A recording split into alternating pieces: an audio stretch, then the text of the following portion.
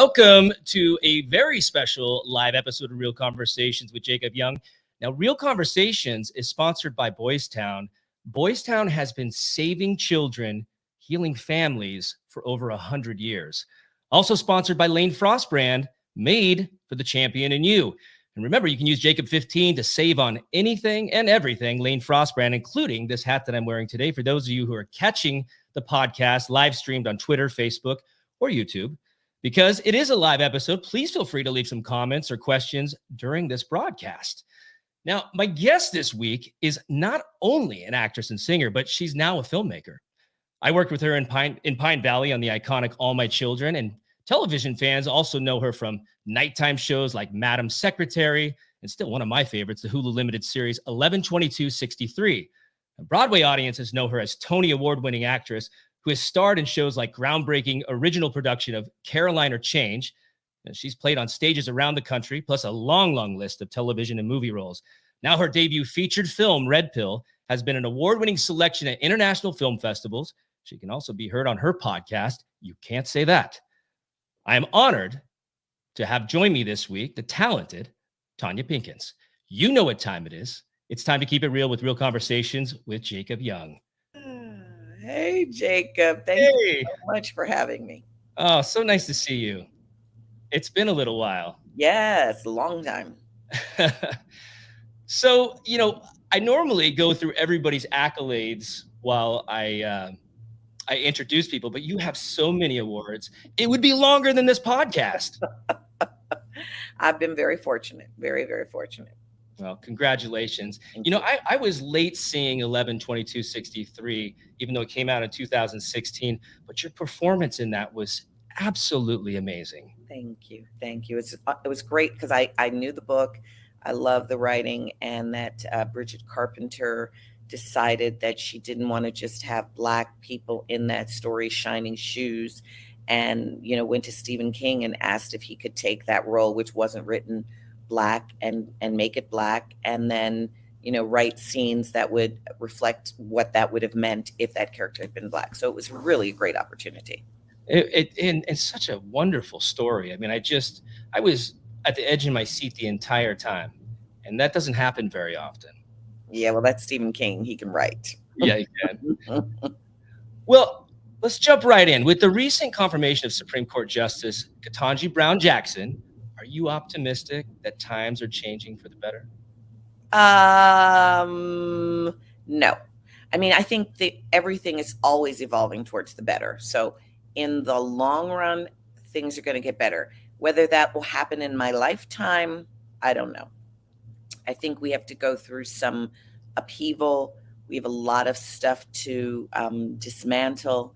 But gosh, so excited about Ketanji Brown Jackson, thrilled. But she still makes it 3 of 6, and can't really change anything. She'll get to write a lot of dissents.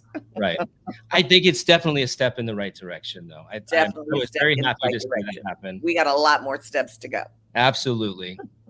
And of course, it's still a very challenging time for all of us, with the war that's going on, inflation, the lingering pandemic.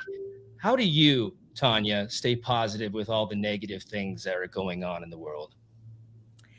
Well, I think that I'm a person who, sort of relishes the shadow of life.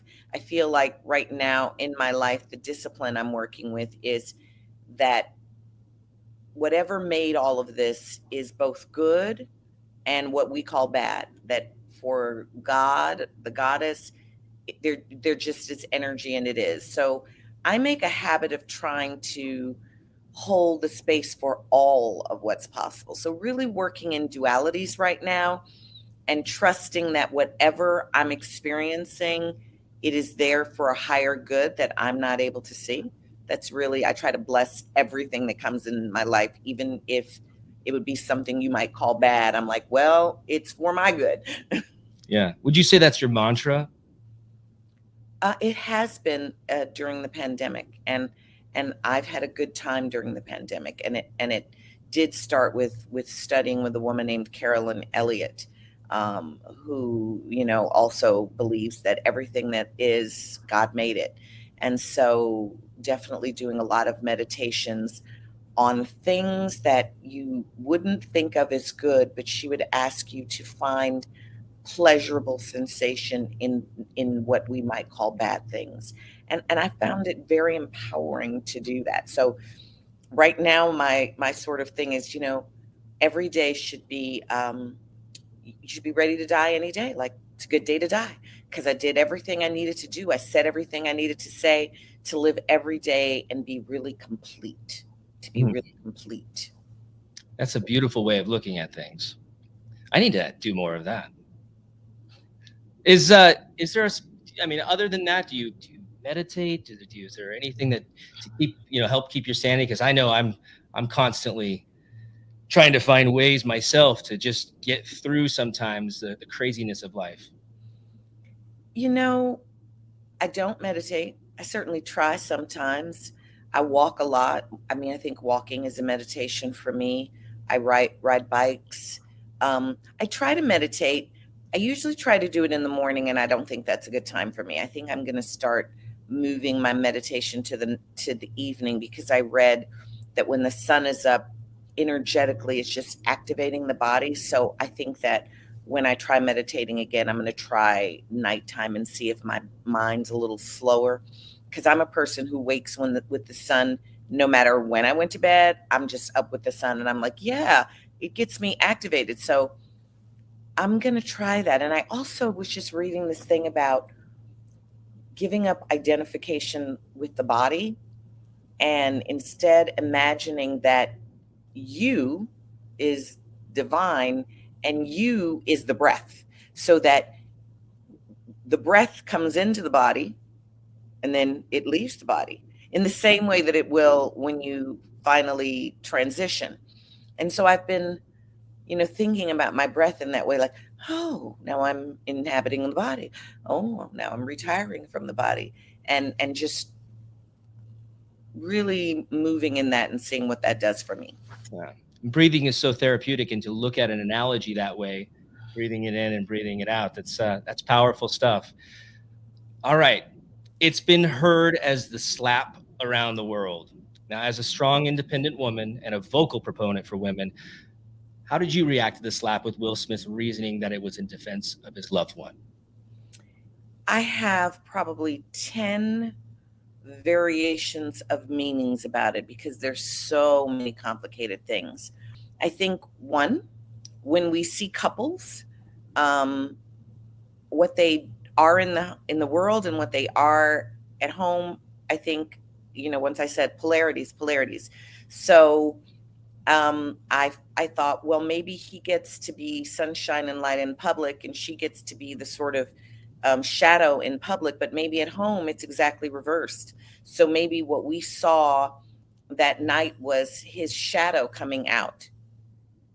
That was one version.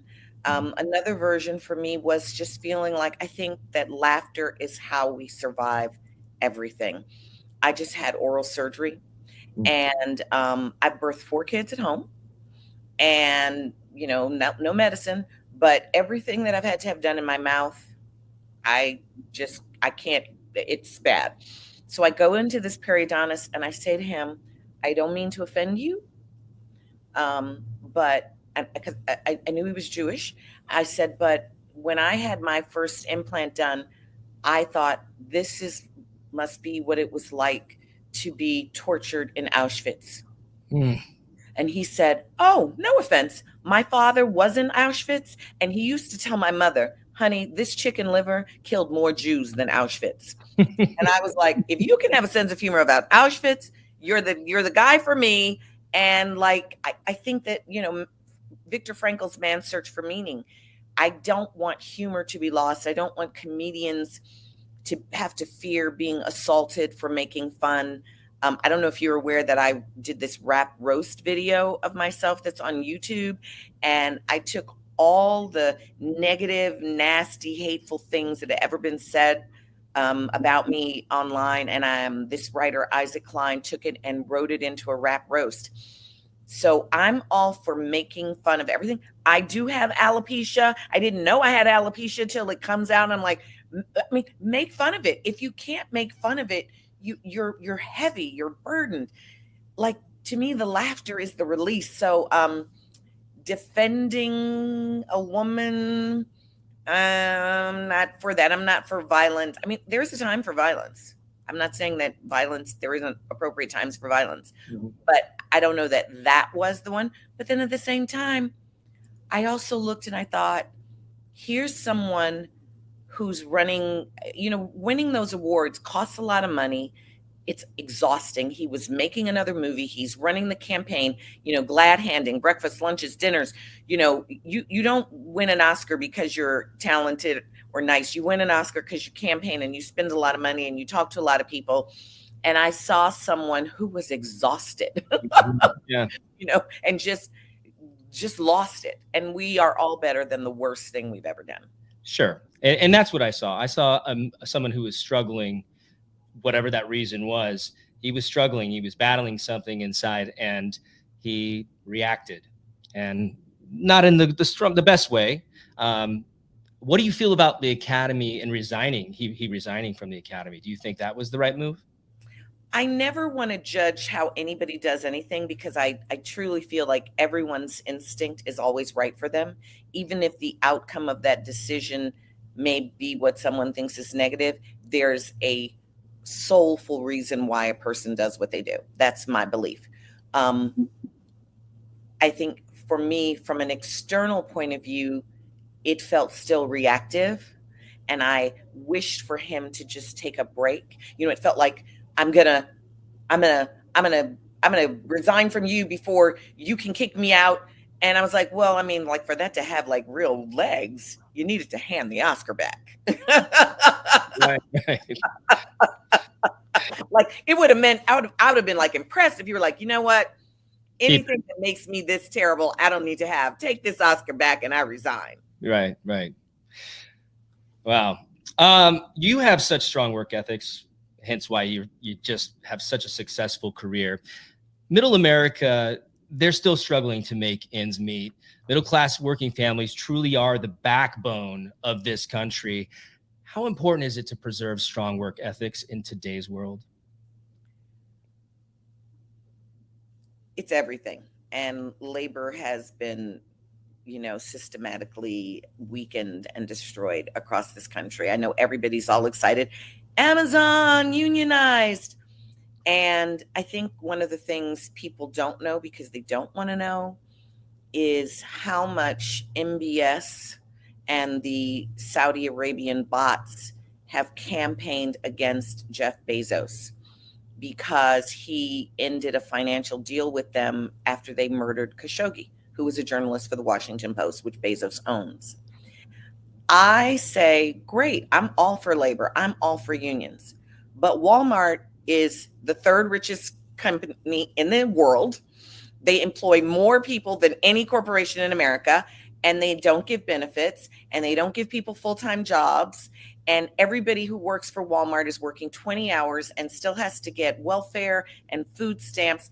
And yet they spend so much money on lobby and publicity that no one's ever tried to unionize there. Or if they have, it's been kept so silently. Like, that's who we need to be unionizing. And the reason they were unsuccessful unionizing Amazon in Alabama is because minimum wage in most of the states where Walmart is, or in Alabama, is $7 an hour. Amazon pays $15 an hour everywhere they go. Yeah. Even in those $7 states. So I'm not saying they don't have bad practices, because employers tend to exploit their labor. But we've got some other people who need to be called to account as well. Yeah, no, I couldn't agree more with that. What about this new generation that's coming out? I'm not targeting any specific, but I mean, there has seemed to be a bit of a lackluster with young people these days trying to find alternative ways to make money versus, going out there and maybe getting a job at Amazon, maybe doing something that's, you have to get your nails dirty. Well, I think that there was a time where I was feeling a little hard on this current generation. And then, I don't know, in the last year or so, I felt this great empathy, realizing that, one, they correctly have looked at what their parents and grandparents did and said, it isn't working. this world you built isn't working. And so to me, they smartly and correctly don't want to buy into this being a wage slave until you die. Right. Um, and I think sometimes you have to sit in the discomfort of something not working until a vision for something better comes along. We don't have that vision. I think one of the wonderful things that happened in the pandemic, I mean, the market did great. You know, clearly when the world is hurting, people make a lot of money at the top. But I think they expected to have a huge exploitable labor market at the end of it, and they did not. And that is fantastic because it's required everyone to pay everyone more money if they want to get employees. So I think that's a good thing. Yeah. For labor to have power again. And why be wage slave? Why be a wage slave? David Graeber has a book called The Dawn of Everything, and he wrote it with another David, whose name begins with a W, and I don't remember his name. But one of the things that, if you go on YouTube and look at his videos, he talks about there was a time when the employer owed a debt to their worker because I've given you my time. You're indebted to me. And countries used to have this time where they would do these jubilees and they would end credit. I think we have to come back to that. As much wealth as there supposedly is in the world, we should not have homeless people.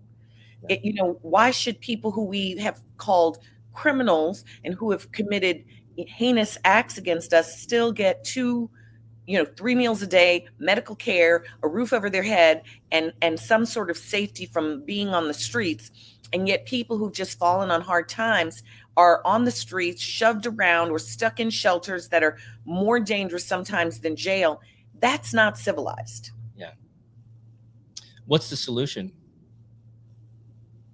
I have no idea what the solution is, but I know the beginning of the solution is we have to vision a world that works for everyone. And I know in the Great Iroquois Confederacy, which is the oldest democracy that is in existence, America is a republic, but they did consult with people from the Great Iroquois Confederacy. The indigenous people believe that if you can't get everyone to agree, then it's not time to make a decision. And that sometimes what you're looking at as a problem is not something that needs a solution, but it's a truth to be reconciled with. And so I think one of the truths we have to reconcile is that every human being deserves dignity, which is an opportunity to feel like they are doing something meaningful with their life that sustains them and their family, and a roof over their head and food. And how we do that is really about the think tanks. Like, there's all these think tanks that are coming up with things. Think about, how do we do that? And how do we end hierarchical ideas of life where we think that someone's more superior so they get more? When I get a massage or a manicure, pedicure, I am blessing these people because I'm like, you are the saint in my life, that this is what you've chosen to do. And I so appreciate it. I don't feel like I'm better than you. I'm grateful to them for doing this job that brings something to me that I value. And I feel if we could all just value everyone as having the divine spark of everything is flowing through every single one of us. Yeah. Yeah. Beautifully said. Speaking of massages, how do you feel about, obviously you feel great about self-love. I think it's so important in life, and it's so healing.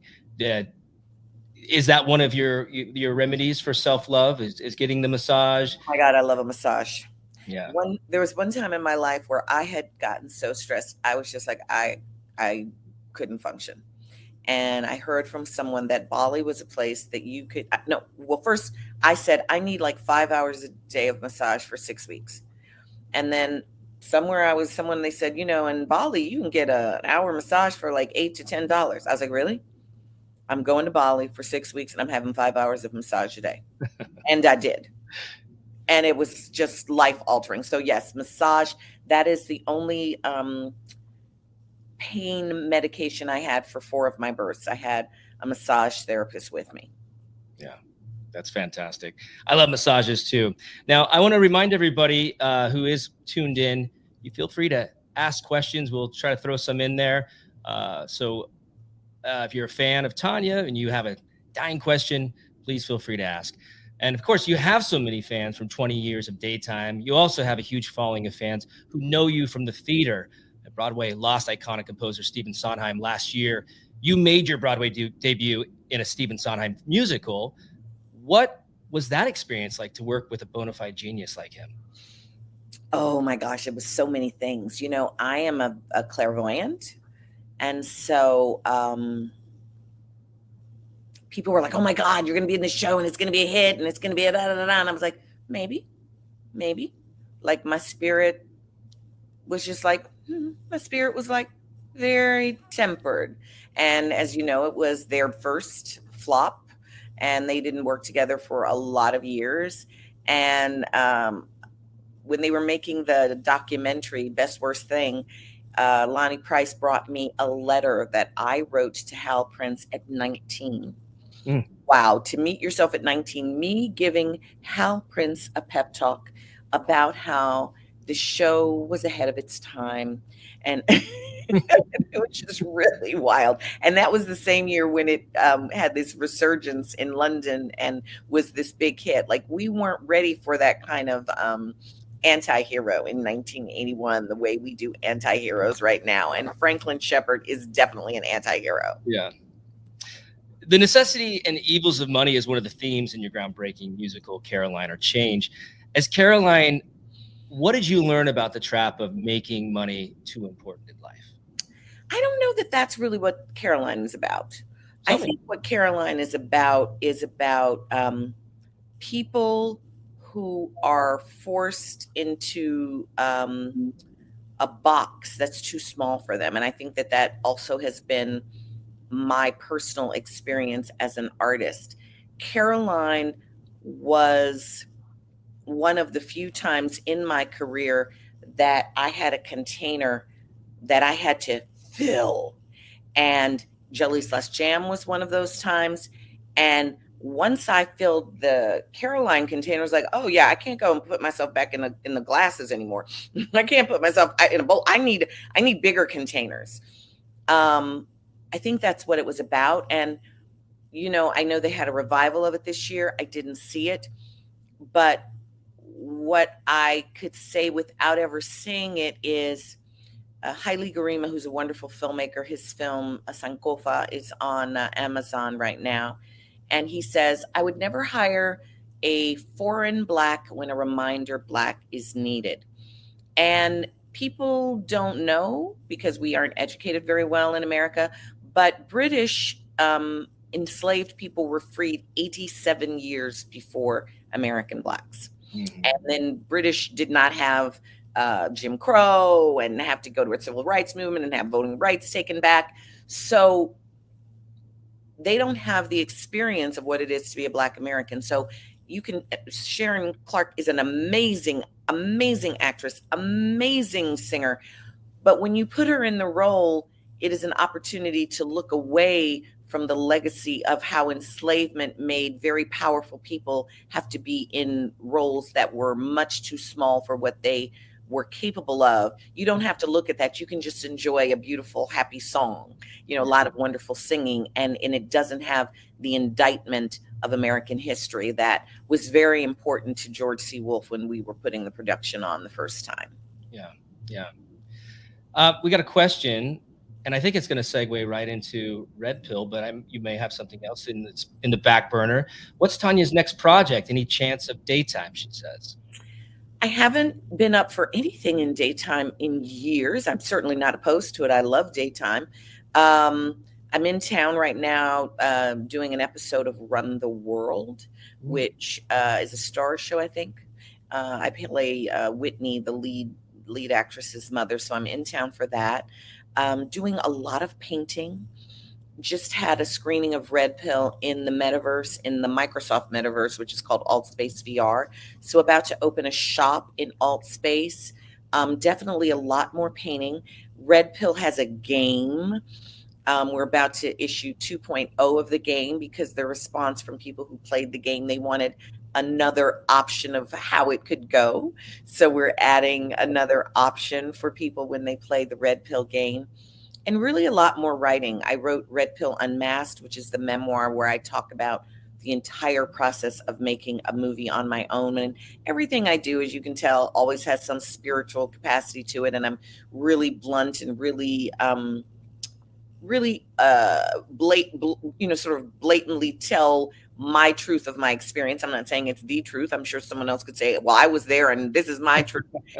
But I'm like, well, at least we're going to hear mine, because I love that, like Tyson Yunkaporta, who wrote a book called Sand Talk, which is about the First Nation Aboriginal people of Australia, says that history is in relationship. So, when I write, I try to tell my relationship to the situation, and I welcome to hear someone else's relationship, because I don't think we know everything until we know everybody's relationship. We're like, oh, that's what that was. Yeah. Well, your film Red Pill is winning awards and getting a lot of critical acclaim. Now, tell our viewers where you can see it and how it all came about. Well, you can find Red Pill on Amazon, Fandango, Vudu, Xfinity, DirecTV, Comcast, almost everywhere. Yeah. Nice. You can find it on many of the streaming platforms. And it came about because, as I said, I'm clairvoyant. And oftentimes I will sense something. I don't say I know anything, but I sense a strong probability. And before the 2016 election, my spidey sense said how that was going to go.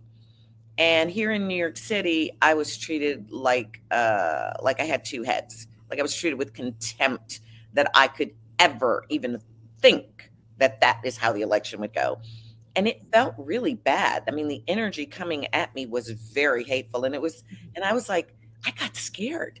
I was like, are people crazy? Like, do they not see that that's how it's going?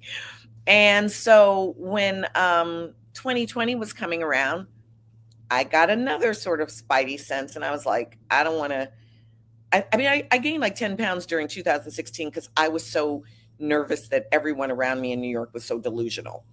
And so before 2020, I was like, well, this is what I think is going to happen. Why don't I just make it into a piece of art? And people will say, oh, that's so ridiculous. That's so far-fetched. And I was like, yep. And now people go, did you write that after the 2020 election? Did you write that after January 6th? I'm like, no, I wrote it in 2019. What were some of the challenges of making a film project like this? I mean, the biggest challenge was no money, no time, no support. But once again, that's a bowl where you go, well, if you want to do it, how am I going to fill the bowl up? The professionals I went to do, to say, this is how much money I have and put on my credit cards, and this is how much time I have. Two separate professionals looked at the script and said, you can't do it. It's not possible. And I was like, well, I said I want to make a film, and if I can't make a feature, I'm going to make something, and we'll see what it is when it's done.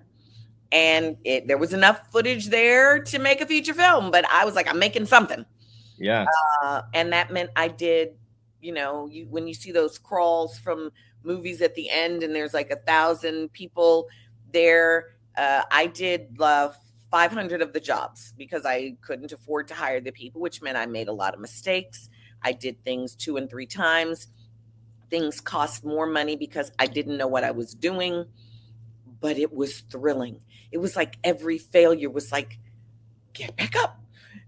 Okay, keep going. It just gave me that keep going, and I failed over and over and over again, but it still got finished and it got distributed. Like, thousands of films are made and they don't get distributed. And so, wow. Yeah, that's huge. I mean, to get a film made it's nearly impossible just to begin with, just to get a film made. I went ahead and I produced a full-length feature this last summer, and congratulations. It was thank you, but it was a hard road. We wore a lot of hats. We didn't have a lot of money, but we're all coming out of the pandemic going like, well, while the pandemic was still going on pretty much, and going like, we got to make something. We're going crazy here. We're stir crazy.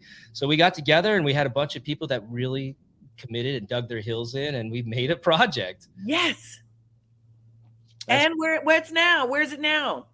We just got screened at Sedona Film Festival. Congratulations. And we are in talks to go to Cannes Film Festival. Well, fingers crossed. Yeah, thank you. But I'd love to share your trailer. Okay. I have that up here for you guys that haven't seen the trailer yet.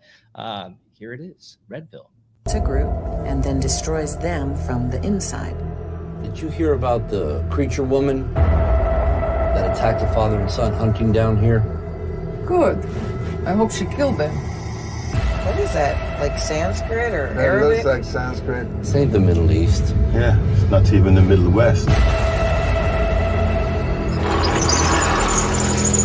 Who would keep something like that?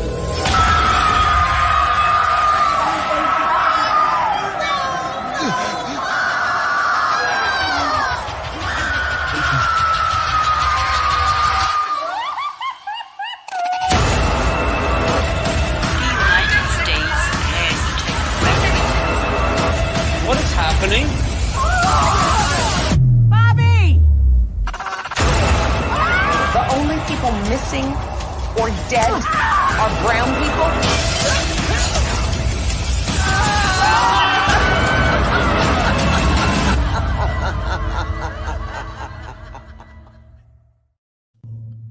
That's intense. I love it. Oh, yes, yes. Well, tell our listeners too about your podcast. So my podcast is called You Can't Say That. And it's like conversations with people that I think are interesting, because I just find everyone interesting, that if you actually just sit with anyone and listen to them, they have a fascinating story. And I often find that people tell me things that they've never told anybody. So I just have invited interesting people to come and have conversations with me. And the conversation can go any which way. I never know how it's going to go. I don't plan it. I don't have questions. And I think I've done 141 episodes on the Broadway Podcast Network. Nice. And it's, I would imagine, anywhere and everywhere you can stream a podcast. Yes. Yes. So make sure you check that out. Got a couple more questions. And I ask everybody this question. If you could take a ride in the Jacob Young time machine, everybody gets to take a ride in the time machine. What would you say to 10-year-old Tonya? 10-year-old Tonya. To 10-year-old Tonya, I don't know that she could hear me, you know? Sometimes you need some experience. I would say,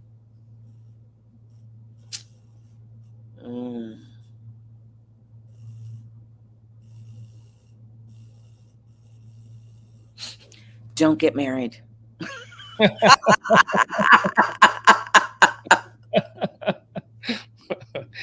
Not going to work out for you. Yeah. Hey, great advice, right? Well, I already know the future, so I'm like, don't do it. Don't do it. Now, the other question is, my sponsor's motto is, he ain't heavy, he's my brother, meaning at some point in our lives, we've all had somebody carry us in a time of need. Who's carried you, Tonya? Oh, so many people.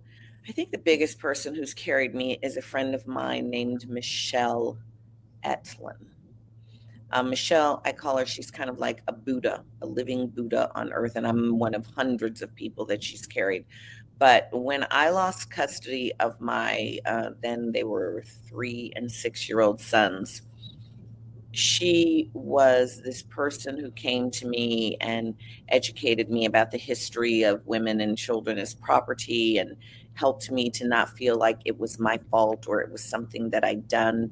And then she actually trained and educated me in how to represent myself in court and help other women who were similarly situated. And she just held my hand. I mean, I was in court on and off for 28 years.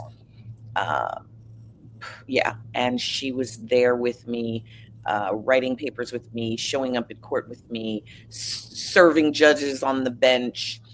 I don't know that I would be here on the earth if I hadn't had her carrying me through it. Yeah. Well, thank you for sharing that with us. I know all of our stories are unique, and we've all been there with some facet in our lives where we've needed a little bit of extra support. So thank you for being so open. And Tonya, I also want to say thank you so much for joining me today. You've been such a positive role model. The world could use more Tonyas. I'll be tuning into your podcast and checking out Red Pill, and I can hardly wait to see what's the next for you. So I'm wishing you continued success. Stay well. Thank you. Thanks, Jacob. Blessings. I can't wait to see your film wherever it is, when it's on all the platforms too. Oh, fingers Stand in crossed. agreement that it's happening. All right. Thank you. Thank you. And that's all we have for Real Conversations today. Thank you so much for joining me. You guys are always so great, and we're probably going to be doing this platform a little bit more frequently. So stay tuned.